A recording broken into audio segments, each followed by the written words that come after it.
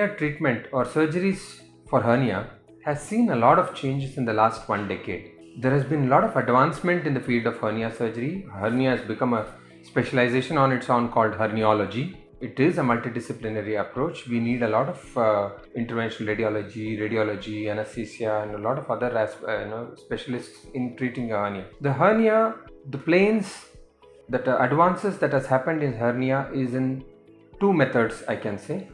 One is in the technique of the hernia surgery. Two, in the method in which the surgery is done. That is, minimally invasive or robotic surgery are the newer techniques which has made hernia surgery lesser invasive, lesser painful, with better results. And the other one, which is more exciting, is the new techniques that has come in the hernia surgery in the last decade or so. It has become very exciting with abdominal wall reconstruction, AWR, coming into the hernia surgery. The current concepts, they say that we have to restore the structural and physiological integrity of the abdominal wall which has the hernia, with which we can give better quality of life for the patient when we do the hernia surgery.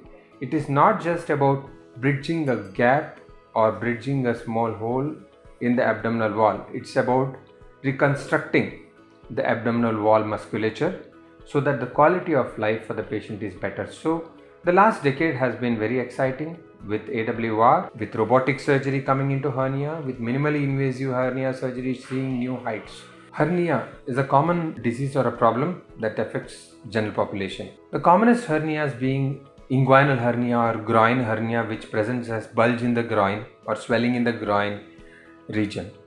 This swelling appears on straining, goes back on lying down. These changes that are seen is a common symptom of hernia. Sometimes there may be pain, sometimes there may be complications like obstructions, vomiting, these kind of complications may happen. The other common hernia is umbilical hernia or swelling in the region of umbilicus.